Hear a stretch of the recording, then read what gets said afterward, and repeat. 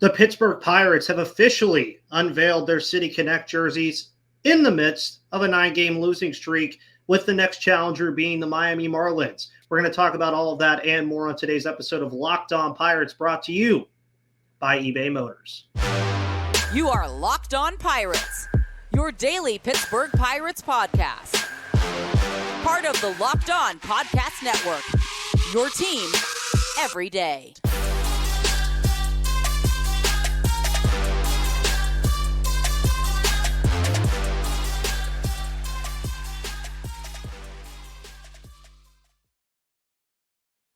Oh, well. Welcome back to the Locked On Pirates podcast, everybody. Brought to you by eBay Motors. My name is Ethan Smith. To my right, as always, every Thursday is Craig Toth of Inside the Bucks Basement, which, Craig, I just realized something about my background today. I forgot to put your Twitter in there, so I guess your Twitter is Gary's Twitter today, so go follow Gary's Twitter over there. Nice little error on the part of your host, Ethan Smith. But we got some fun news today, and no, everybody, I am not wearing the City Connect jersey yet. I do not have connections. I'm just wearing a Bananas jersey. Didn't fool anybody. It doesn't even look the same. But the Pittsburgh Pirates released their City Connect jersey today, and I don't have a picture to pull up for you guys, as I'm assuming most of you listening have probably already seen it. Been mixed reactions on it. I don't mind it that much. The only thing that does kind of puzzle me about it, Craig, a little bit, is that most of the intricacies about the connection to the city are in the threading of the jersey, which I found very interesting. There's nothing really that you can see like on television, or even if you're at the game in the stands, you can't really see unless you're like right up on the guys. But I don't mind them. I mean, I think they could have been way worse. I think they could be a little bit better. There was some reports about the fact that they did want to put Steel City on the front of it. I believe Colin Dunlap actually spoke about that. But obviously we all know that there is a company in Pittsburgh that did not want that to happen because of the trademark that they have for that. So what are your thoughts on this jersey, starting off a little bit with some more positive speak about the Pittsburgh Pirates with the way they've played over the past week and a half? Yeah, I mean, I do like the part of, we bleed black and gold. That will be seen if a fan is wearing a jersey, because more than likely a fan wearing a jersey isn't, tucking it in and, blousing it out like a player would be. So, I mean, that's kind of like a cool touch right there. But I mean, you pointed at the main things, is that you actually have to get out a microscope to see, they're like, this is tied to, what's at the top of the Roberto Clemente Bridge. This is what's tied, to the Three Rivers. So, I mean, and the PGH, I mean, like you said, you pointed out, there is a brand in Pittsburgh called Steel City. We also have a team called the Steelers. So, I mean, going with something that, is a little bit different, and, anytime, I mean, what are you going to go with? PIT? I mean, that's the airport. So, I mean, you can't go 412, because, I mean, I live in the 412 now, but, for the majority of my life, I lived in the 724. Mm-hmm. So that's kind of, taking out, some of those fans. I do like the look. I'm a big fan of the, bright yellow, and then you have the black pants. That's very cool. The hats. I mean, it does have, and there's not too much you can do with these to make them look great. I feel like they've done better than some cities have. Yeah. I mean, I mean, the two that I like the most, I mean, are the Chicago White Sox with the South Side. That's really cool. I liked Houston, the Space City. I felt like those ones were nice, but I mean, at least it's better than the Baltimore ones that came out. So, I mean, of course, people aren't going to like them. If we were on a 9-game winning streak as opposed to a 9-game losing streak, that the reaction may be different.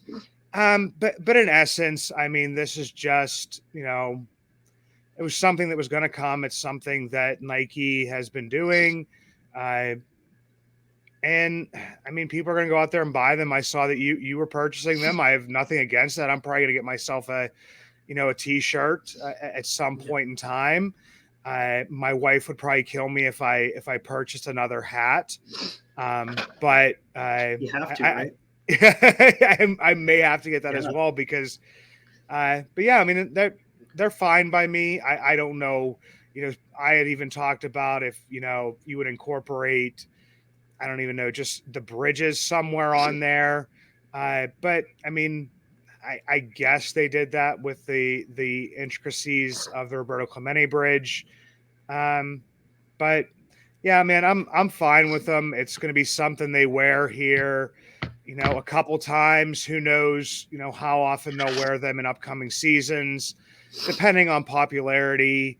Like I said, I don't see too many other teams other than the White Sox, making them an alternate jersey, and it's because of the popularity when they came out. If people buy them and they go off the shelves, they'll put them back out there again. They'll continue to sell them. Yeah. If they're not very popular, it's something that we could see this year and then never see again. So I don't feel like having I don't feel like having arguments with people on Twitter about real stuff. So I'm not gonna think this is either really, really good or really, really bad. They are what they are. They have cool points to them. They could have done other stuff, but all in all, you know what? Not terrible. Yeah, and I mean, I read through some of the stuff that was describing it, like how you have the asteroids in the jersey, of course, with the Pittsburgh being the center, as they say here, the center of the steel industry and innovation. You had the three rivers kind of like upside down Y thing, which I thought was kind of cool with the three rivers. Also, the bridge. I thought that was one thing that a lot of people missed, was that the font was like kind of like the bridge format. I really enjoyed that too.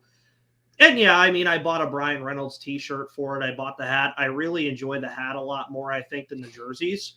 And they do kind of give a little send back to, the old yellow pullovers that they used to wear. And you mentioned when they were going to wear them this year. I believe they're wearing them for Friday home games, I believe, is like throughout the rest of the year. And we've seen other teams that have had them wear them a little bit. Yeah, and I also agree with you too. I do like Chicago's a lot. I do like Houston's a lot. There have just been some of them that are just awful, in my opinion. Like, no offense to Javier Reyes of Locked On Padres, but I don't know what they were doing with those Padres jerseys at all. The Colorado Rockies ones were okay. I actually saw the Rockies still wear the top, like the actual jersey, but they don't wear it anymore with the pants that came with it. So maybe that's something we see the Pirates flirt with, is like, okay, cool, the black pants are cool and all, but we're just going to wear white pants with these. I don't know. I thought it was something cool for us to talk about. I thought it was something cool that the Pirates did. Obviously, we knew it was coming. I would die to see Cincinnati and Pittsburgh play a game against each other in both of their City Connects, because I do actually like Cincinnati's too.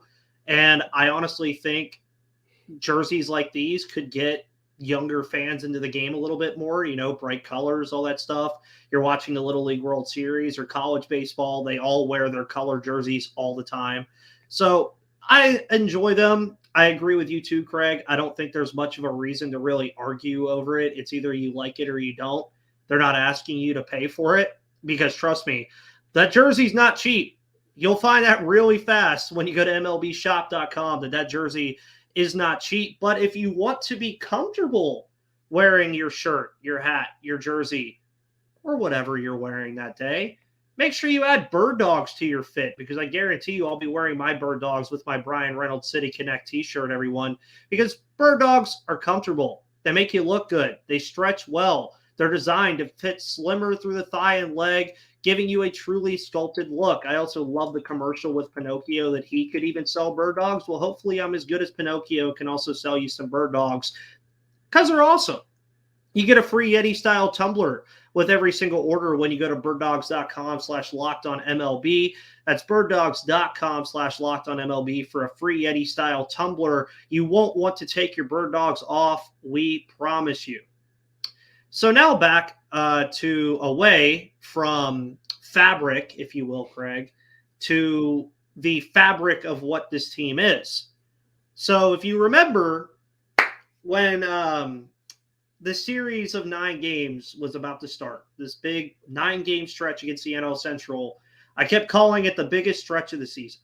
I kept saying this was going to be the time that the Pirates could either cement themselves as an NL Central contender or fall out of it. Somehow, in the middle of this, they lose all 9 games. They are on a 9-game losing streak. Meanwhile, Cincinnati is on an 11-game winning streak. Yet, they're still only 5 games under 500. They're 5 games out of first place. And normally, you lose 9 games in a row, and the feeling around Pittsburgh and social media and fans and everybody is that this team is done. Are they, though, Craig? Are they done, even though we've seen them lose 9 straight games? I mean, I don't think that they're done. It's definitely going to be, a little bit of a struggle to get back on track, because this is like one of the main things I kind of said that would, I don't know if it's define the season or what it would be, is to keep, if you're in a little bit of a skid, to at least be able to pick up, 1 or 2 games here or there. I mean, not that it would look much better if they took, I think at least 2 of those games were extremely winnable, if not 3. I mean, some of them, they were gone from the word go.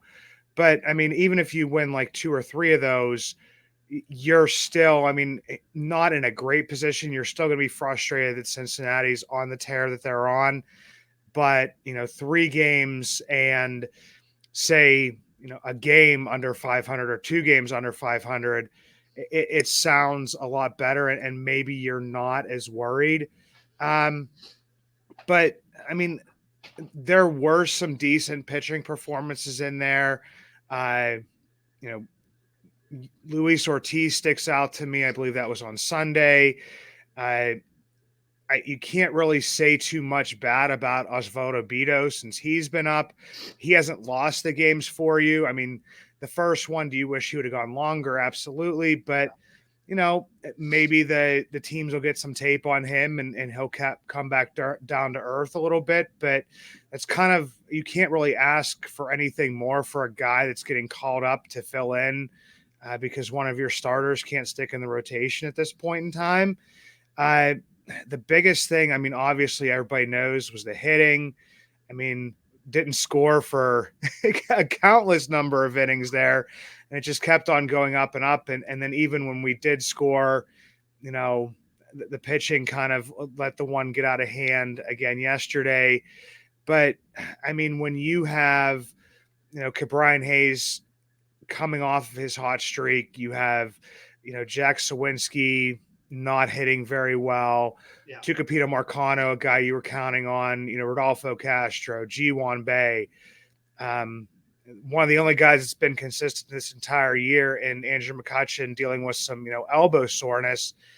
I mean, some of this is bad luck. Some of this is injury. Some of this is just, kind of, I don't know. It's like kind of like relegating itself or regulating itself to the mean a little bit.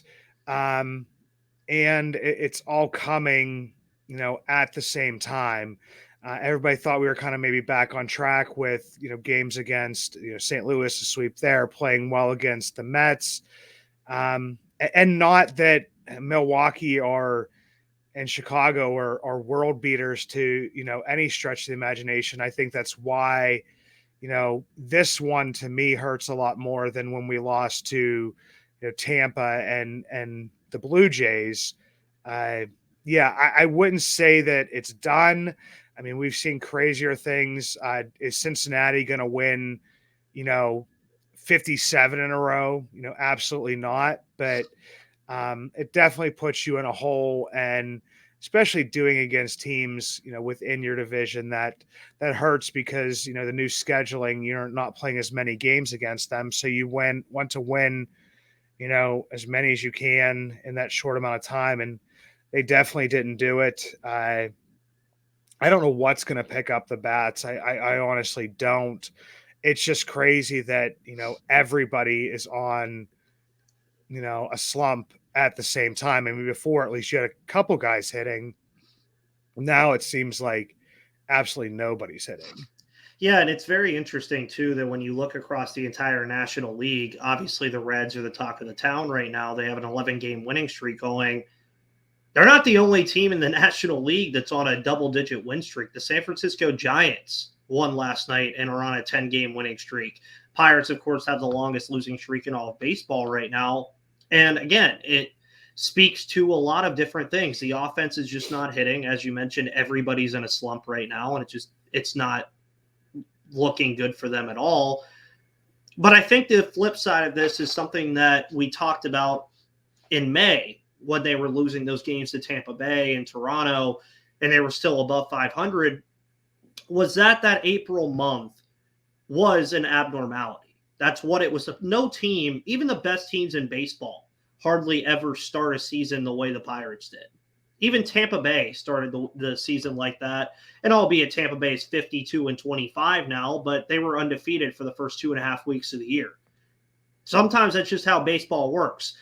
If you had to ask me, I mean, the Pirates are going to come out of this at some point. They're not going to lose 50 games in a row. Just like you said, the Reds aren't going to win 57 games in a row. It's just not going to happen. And it's interesting that you mentioned the new scheduling, and I mentioned this on my show yesterday, they still have 30 games against the NL Central. And albeit that doesn't seem like a lot, it's like, okay, there's a lot of other games to be played there, and obviously you have to win these other games too. But there's still opportunities for them to get out of this. And I think you mentioned the pitching is there. Osvaldo Bido and Johan Oviedo go back-to-back quality starts in this most recent Cubs series. You don't lose too many games where you're getting back-to-back quality starts from your pitchers. But when your offense is as bad as it is right now, yeah, you're going to lose those games. And, of course, the bullpen only features 2 guys from the opening day roster right now, and Dowry Moretta and David Bednar, so there's been flux there too. But every team deals with this. And the fact that the Pirates started the season the way they did, imagine if they did it. Imagine if they started 14-14. Right? This situation would be way worse. And I'm talking like we wouldn't even be talking about even being contention for the NL Central at all. So there's still time to fix it. And to talk about that now, you go to Miami to face a Miami Marlins team that has kind of been the darling of the NL Central, if you will, a very big surprise.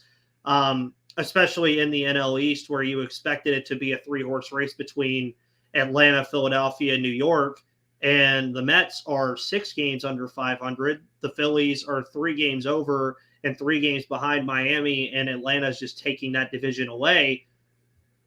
And I think what the scariest thing going into this series, Craig, for the Pirates specifically, is something pretty obvious, is that the Miami Marlins know how to pitch. They are a very good team when it comes to pitching, and they're going to see Garrett this weekend. They're going to see Jesus Luzardo. They're going to see guys whose ERAs are all pretty much 4 or below. And you have Mitch Keller on the mound tonight against the Miami Marlins. Of course, I'll have the recap story on Inside the Bucks Basement tonight. What do the Pirates – I mean, I feel like this is an easy question to answer, but what has to give for this team to get out of this slump, especially against a team in the Marlins that can flat out pitch against you? I mean, I think you just have to get aggressive at the plate. I mean, that's just pretty much what this is that, you know, if your pitch that is comfortable, that's in your zone, comes on the first pitch of your at-bat, I mean, I think you have to at least – make an effort to swing at it. I mean, I think that you could also, I mean, it could go in the opposite direction where it's just like, why are you swinging at the first pitch every single time? I mean, yeah, it could flux that way, but yeah, you definitely have to get more aggressive just because, I mean, I see so many, you know, across, you know, these last 3 series, the number of like 3-2 counts that our hitters get to, those are usually the outliers of a game, but they've become a regularity here. So, I mean, I don't know if the players just aren't seeing the ball very well. I don't know if this is, you know, I know that there was, you know, a philosophy, and there has been a philosophy with Derek Shelton and with Andy Haynes to, just try to get the starter to throw as many pitches as possible to possibly get them out of the game. Or if it's just a combination of both things that, guys aren't seeing the ball well and and they're trying to wait for their pitch, but when their pitch comes, they're not recognizing that it's their pitch. So, I mean, I just never seen so many guys just really not even swing during an at bat. Yeah. I mean, it's happened, more than a few times over these last 9 games. So that's like one thing that strikes me. I mean, especially, if Rodolfo Castro's in there, Rodolfo Castro usually has to have his bat like super glued to his shoulder, for him not to swing at something. So for him to be taking as many pitches as he has is one that definitely surprises me. And we know, like, McCutchen, he takes a lot of pitches, but he's not in there. But Santana takes a lot of pitches. Connor Joe historically takes a lot of pitches, but they're just taking more and more. So I don't know if it's, mixing up the lineups, if it's, I don't know who else you can call up at this point in time that's major league ready. But I mean, something that you just have to mix things up a little bit. You can't continue to go up there and take the same approach because, maybe it was working, at times, to get them, back at it. But I mean, you see the ones that break them out of their slumps, and those are games where they come out and they're swinging the bat and they put not just, 2 or 3 runs on the board. They put, 7, 8, 9, 10, sometimes 13 runs on the board because they're attacking, the opposing pitchers. Yeah, and I mean, I was going to bring up Rodolfo Castro, but you already did it for me. And tonight, for instance, I mean, he's facing a lefty. I expect Castro to be in the lineup tonight, and I want to see that from him. It was baffling to me to watch how much he was just watching pitches go by, because typically he's the guy that you get mad about that he's chasing stuff out of the zone. And there was a point of yesterday's game too. I believe it was the bases loaded scenario that they had with 1 out where G1 Bay forced a 3-2 count and Stroman just caught him on a really terrible pitch. I mean, it wasn't even close. And I also said too, if it wasn't for that error, they don't score a run there at all. It's just been a mixture of the little things. And you hear the broadcast talk about that a lot. You see a lot of the journalists talk about that a lot, that the biggest reason they started 20-8 was because everything was going right. Every little thing was going right. They were doing the little things correct. The things you don't see in the box score were going good for them. Now you're in a state where even Ke'Bryan Hayes has a throwing error yesterday that leads to 3 runs and effectively takes you out of the game. And that 2-run leads that these teams are getting against you feel like 10 because the offense just isn't doing anything. And I said this on my show yesterday as well. Mitch Keller tonight could pitch 6 or 7 innings. He probably will. That's what he does. The Marlins offense is not a juggernaut. Obviously, they have Luis Arias, who has a 401 batting average. But outside of that, there's not really anything to write off on the page there outside of Jorge Soler. That's really it. I mean, they have pieces, but I've always joked that the Marlins are a team of second basemen playing multiple positions. Mitch Keller will probably pitch well tonight, but does it really matter? Who knows? And I've said that it sucks for the starting pitching too, because they go out there and feel like they can't make a mistake. You have to think that way for them, that every time they go out there, if I give up 1 run, I might take the loss here. And Mitch Keller is 8-3 on the year. And he could pitch 7 innings and give up 1 earned run in the way this offense is played. He might drop to 8-4. But this is also a spot for Mitch Keller where I want to see him do what he was doing in May, where when he had those starts where the Pirates were losing 2 or 3 in a row. Now it's at 9. Go out there, be the ace, shut it down, end the streak. I think that's something they can do. Any predictions for this series against the Marlins, Craig? Anything that you think that might stick out to you?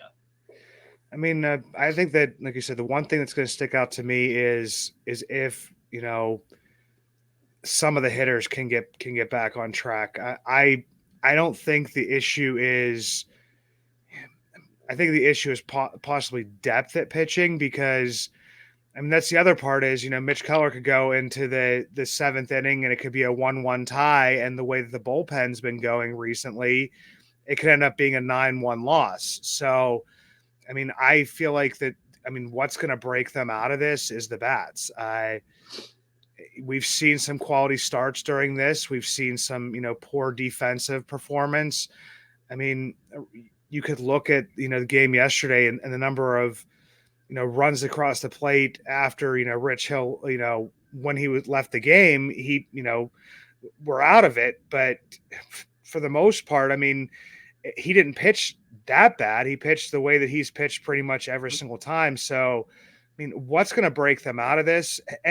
But the bad part is that we've seen that happen too, where, the team has taken a 5-1 lead and then it's not held. So, I mean, I don't know if there is, honestly, I'm kind of going back to the other thing where it's just like, is this the end of it? It's like, I don't know if we have enough depth, man. That's where I'm going to here, is that at this point in time, that's where, maybe if Tucapita's not hitting well, you bring up Peguero. If, Bay isn't hitting well or Castro's not hitting well, you instead of bringing up Mark Mathias, why not bring up, Nick Gonzalez and just kind of start to see what you have? On the flip side of that is, if they're hitting well in the minors, do you want to, bring them up to the major leagues and expose them as maybe not being as complete players as other teams may think they are going to be, just because, you have the front office saying that they may be aggressive during, the trade deadline. And I think those are two guys that I said on one of my previous shows here, not on yours, but something on, Bucks in the Basement, was just, do those guys still have enough shine left on them? Well, I mean, they're still top prospects. So, I mean, they may not get as much as they would have, right after they were drafted or right after they were acquired. But there may still be something there. So that's the other flip side to that. And also, G1 Bay, Marcano, and Rodolfo Castro are all extremely young, so you'd like to see them work things out. So that's where I would kind of say that it has to be like more of like Brian Hayes, maybe a little bit of Castro, because I mean, I know he's younger, but he's got a little bit more experience than the other two guys. And then hopefully Brian Reynolds with his back is not too serious. And that's another thing. I mean, you need McCutchen back. You need some guys back in the lineup that were at least providing, consistent quality at bats. So it's going to have to come from the offense, in my opinion, for this to turn around. And like you said, that's going to be tough because we're facing a pretty good pitching staff. Yeah, and I'm going to jokingly end today's show by saying this. With me saying that, and the pitching staff that the Pirates will be facing from now until Sunday, doesn't it just make sense that this will be the time that the offense just all of a sudden explodes, Craig? It just makes sense. It just makes sense because it doesn't make sense. It's like, oh, okay, the pitching staff for the Marlins is probably arguably the best in baseball, and the Pirates will find a way to blow it up. But anyways, the Pirates, of course, kick off their 4-game set against the Miami Marlins tonight at 6:40 Eastern time. It'll be Mitch Keller on the mound for the Pittsburgh Pirates. Can the losing streak end? Let's hope so. Craig, of course, will be doing his stories over at Inside the Bucks Basement, as he always does. You also have Prospect News and Brews, I believe. Yeah, minor league news and brews, yeah. Yep, you have that coming. So that'll be some stuff to find Craig. Obviously, that is not his Twitter. So Gary got a nice little tag here today because of a error on my part. But you can follow me on Twitter at MVP_Ethan or at Locked On Pirates. Follow Craig at Bucks Basement. And, follow Gary while you're here at Gary Mo 2007. Guys, have a wonderful Thursday afternoon and evening. I will see you tomorrow for Mailbag Friday. But until then, see you on the flip side.